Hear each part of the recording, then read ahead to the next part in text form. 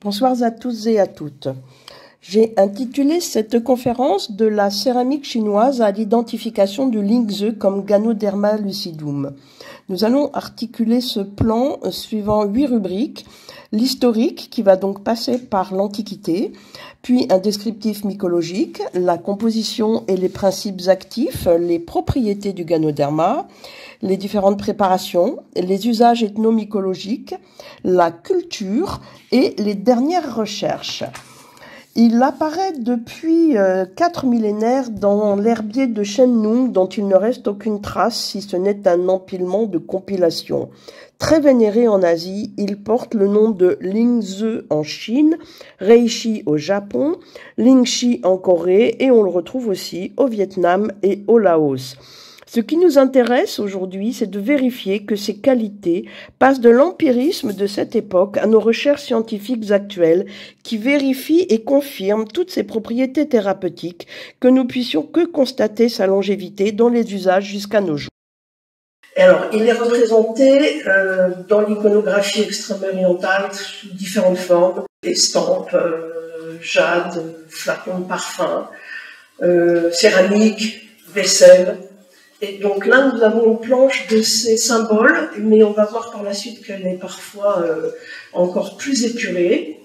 Et par exemple, dans cette tapisserie, on peut voir ici toutes les représentations du Lingzhe, donc du Ganoderma lucidum.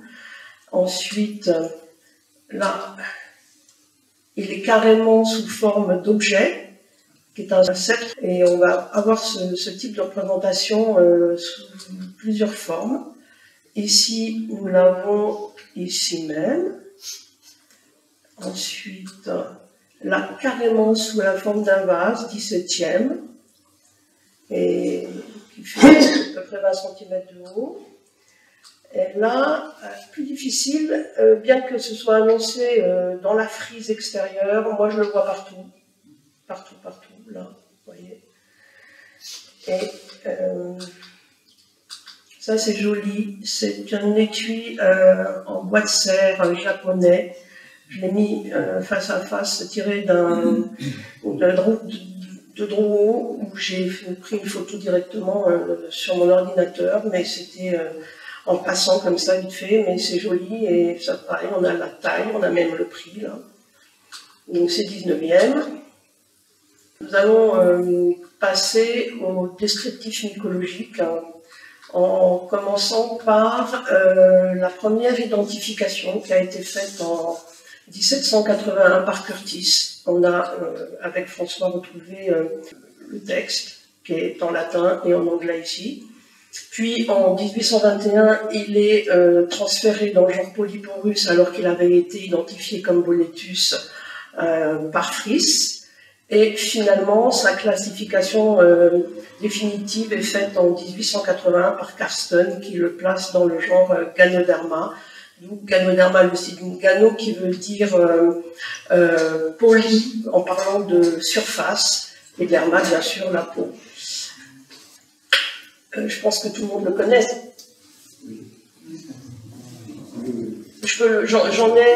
J'en ai ici 2 exemplaires que je peux vous faire circuler si vous voulez les avoir en main. Donc, bon, on a un chapeau arrondi ou réniforme, glabre, sillonné, surtout recouvert d'une croûte brillante laquée qui change de couleur, qui peut être brun-rouge, qui peut être orange, qui peut être jaune à la marge, et parfois presque noir.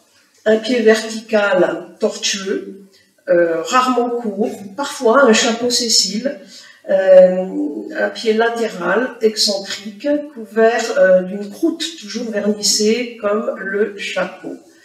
Et là, ce sont des photos qui sont tirées de Pernichia, Pernichia, pardon, dans le bouquin de référence est dans l'armoire qui est ici. Et donc, il a des tubes. Il peut faire donc son pied peut faire de 5 à 15 cm de haut et la croûte est identique à la croûte du chapeau. Il a des tubes longs, blanchâtres, qui passent à brunâtre qui aboutissent à des pores petits et recouverts d'une fluide très blanche et parfois cannelle. Des spores apiculés à la base avec des membranes recouvertes de petites verrues assez serrées et de 6 à 8 microns. Son habitat, on le trouve chez nous en automne, mais pas que. Parce qu'on le trouve aussi sous les tropiques, donc il est quand même un peu partout sur la planète. Sur des souches, mais aussi parfois sur des arbres vivants, beaucoup de feuillus, des chênes, des châtaigniers, j'ai vu des érables aussi, et parfois sur des racines mortes. Alors, bien qu'on distinguait plusieurs variétés de ganodermes en fonction de leur couleur, il s'est trouvé qu'après séquençage, on s'est rendu compte que c'était la même espèce avec des conditions de croissance différentes. On a ici ces spores sur une planche de Mont-Blanc, qui est un dessin que j'aime bien. Donc, on va aborder sa composition basiquement, comme beaucoup de champignons, à 90% d'eau, avec des protéines et des fibres, des glucides et des lipides. C'est très important parce que ça va déterminer ses propriétés. Des vitamines C, A et D, plus d'autres qui sont plus confidentielles, que je n'ai pas notées. Et tous les minéraux qui sont là, potassium, calcium, phosphore, magnésium, sélénium, fer, zinc et cuivre. On va aborder ces principes actifs parce qu'on lui attribue une action globale de type adaptogène et qui maintient l'équilibre de la santé. Quand on dit adaptogène, on parle d'abord d'un effet inoffensif, qui n'a pas de contre-effet et qui aussi s'adapte un peu à chaque individu qui le consomme. Première chose, il renferme des triterpènes qui sont amers et qui sont dans la croûte vernissée du chapeau. Et c'est très important parce que toutes ces propriétés, qu'elles soient triterpènes, polysaccharides, sont dans la croûte vernissée du chapeau et du pied, mais on consomme particulièrement le chapeau. Et elles démontrent des propriétés qui augmentent l'insuline et donc empêchent la résistance à l'insuline et normalisent les taux de sucre dans le sang. Et c'est une centaine de triterpènes ont été isolés à partir de ganodermes, mais il faut penser qu'elles ne sont pas toutes en même temps dans le même spécimen à la même période de croissance. C'est variable, il n'y en a pas 100 en même temps. Il peut y en avoir plus ou moins suivant l'endroit où on les récolte, les substrats sur lesquels ils poussent. Et quant aux polysaccharides, ceux-là sont des... On ne peut pas appeler ça des carbohydrates parce que c'est galvaudé aujourd'hui, mais ce sont des antioxydants surtout, qui sont particulièrement actifs sur la détoxication hépatique et qui possèdent une activité antitumorale. Il y a énormément de recherches en ce moment et de publications, et ils observent et ils avancent pour vérifier, particulièrement sur le cancer du sein et de la prostate. J'ai vu poumon aussi. Là, je suis prudente parce que on peut surtout dire qu'il y a une grande amélioration de la qualité de la vie en le consommant. Là, ensuite, ça devient plus compliqué de m'avancer dans le domaine des tumeurs. Et le troisième principe actif qui est très important, c'est l'isolation de la protéine LINGZ8, qu'on appelle une superprotéine, qui fait partie des immunoglobulines. Il y a beaucoup d'études qui ont été faites. On a isolé plus de 110 résidus d'acides aminés dans un seul carpophore. Et ceci donc stimule les défenses immunitaires, préviennent les infections et protègent contre les virus. On rajoute des lectines et des glycoprotéines. Donc, par la suite, on va rentrer dans les différentes propriétés que j'ai déjà plus ou moins abordées au fur et à mesure. Mais la première étude scientifique a été menée au Japon en 1985 pour réduire l'hypertension et pour réduire l'hypercholestérolémie. Il se trouve que les triterpènes font partie, dans la famille des triterpènes, il y a des stérols et donc des cholestérols. Donc, on se retrouve aussi avec une activité sur l'athérosclérose qui est, si vous voulez que je le précise, un dépôt de plaques composées de glucides, de lipides et de calcium dans les artères, ce qui est malheureusement dangereux et qui est rarement réversible et qui est une maladie à bas bruit qui avance doucement dans le temps et qu'il est très difficile de soigner. Il semblerait que le Ganoderm lucidum réduise et inhibe aussi et permette une meilleure circulation et assouplisse les artères, ce qui évite les ruptures qui, elles, causent des infarctus ainsi que des AVC. Ensuite, on a, j'en ai parlé tout à l'heure, l'activité hypoglycémiante qui augmente le taux d'insuline grâce aux triterpènes. Et puis, pour retrouver l'activité sur l'athérosclérose, ça va aussi entraîner une inhibition des agrégations plaquettaires en réduisant l'incidence des caillots sanguins grâce à l'adénosine qu'on trouve dans le chapeau, toujours la croûte vernissée, à une concentration de 40 mg pour 100 g. L'adénosine a une action sur les fonctions cognitives et semblerait prévenir la maladie d'Alzheimer. C'est quand même assez intéressant. Et dans les effets hépatoprotecteurs, toujours les triterpènes, l'acide ganodermique et ganosporique à partir des spores. C'est moins utilisé, mais ça l'est quand même, et je vous dirai à la fin où en trouver si ça vous intéresse. Et de par l'adénosine, on a une activité sur le système nerveux avec une grande action contre la fatigue. Et sur le système respiratoire, une régénération de l'épithélium permet aussi d'expulser plus facilement et a aussi une incidence sur les asthmes et les asthmatiques. Tout ça, dû aux polysaccharides, on a une activité anti-inflammatoire. On n'oublie pas non plus qu'il a un pH 11, ce qui est extrêmement élevé dans les alcalins. Et ça permet justement accentuer son activité anti-inflammatoire.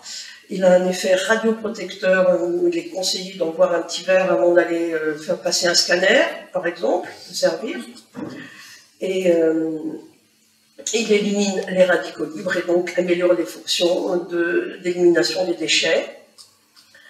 Et on vérifie aussi son activité antibiotique. Donc là, j'ai mis quelques bacilles et quelques bactéries, mais la plus importante, celle que tout le monde connaît, Helicobacter pylori, donc permet de réduire les ulcères gastriques. Et l'activité anti-VIH, ça passe comme ça, j'ai pas assez d'informations pour le développer. Ensuite, on va voir la préparation, les préparations. Donc, essentiellement, après récolte à maturité, les tranches de carpophore sont séchées. On peut recueillir les spores, c'est pas spécialement celles qu'on consomme, et on les fait bouillir, tout simplement. Donc quand ils sont secs, on les réhydrate, mais une demi-heure dans de l'eau, et on les fait bouillir à raison de, j'ai apporté une dose ici, je vous montrerai, c'est quelques tranches dans un litre d'eau.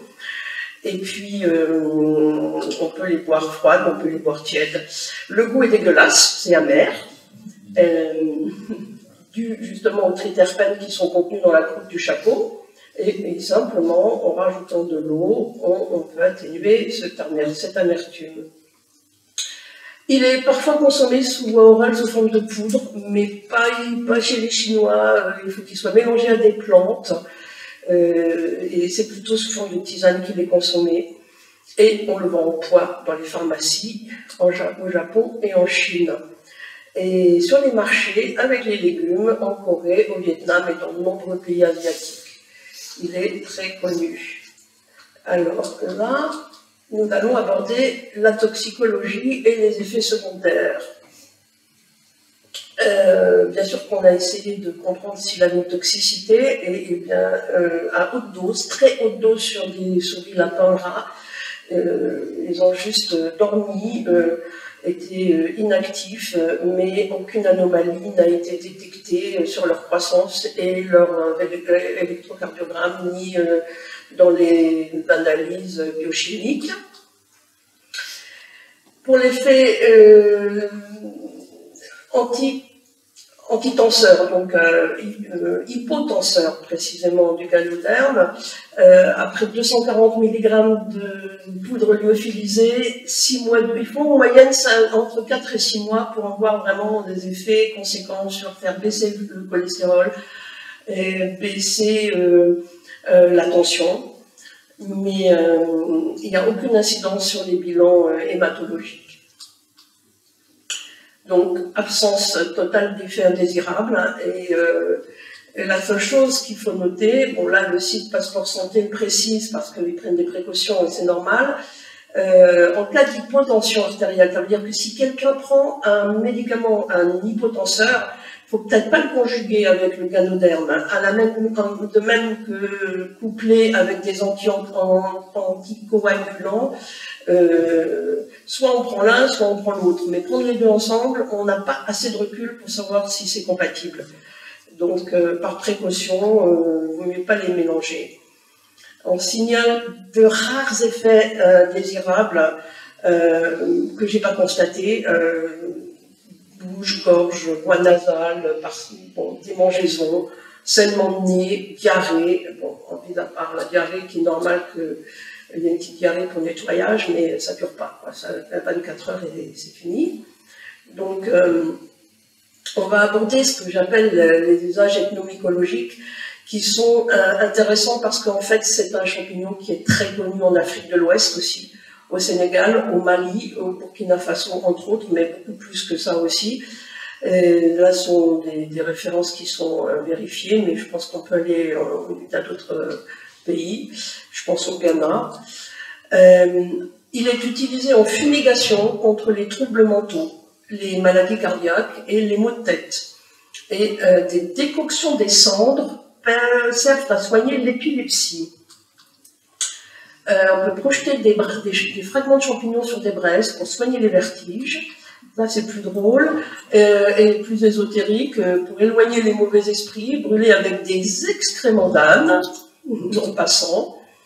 Au Burkina Faso, en décoction, en poudre, pour lutter contre les douleurs de la rate.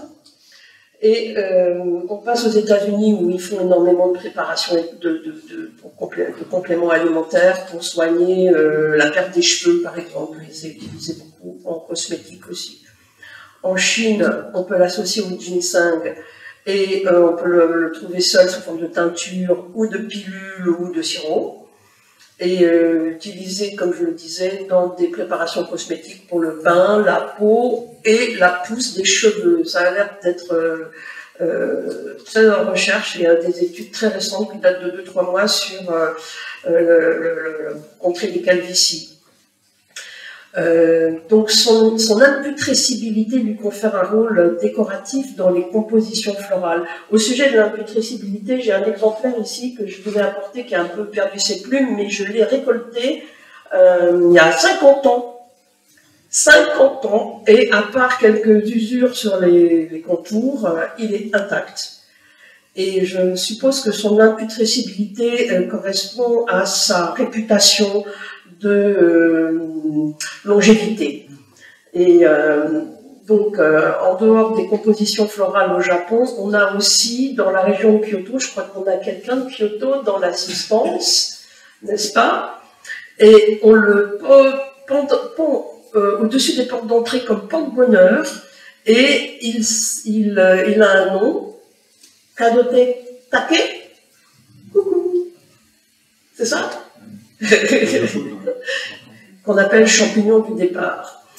Et donc, ensuite, aujourd'hui, bien sûr, il est cultivé parce qu'il a été réservé à l'élite impériale et vraiment aux privilégiés jusque dans les années 1970. On a commencé à le cultiver à cette époque-là Et il est aujourd'hui, on a une consommation de plusieurs centaines de tonnes et donc une culture de plusieurs centaines de tonnes parce que comme vous avez vu, on ne le trouve pas vraiment facilement dans la nature aujourd'hui.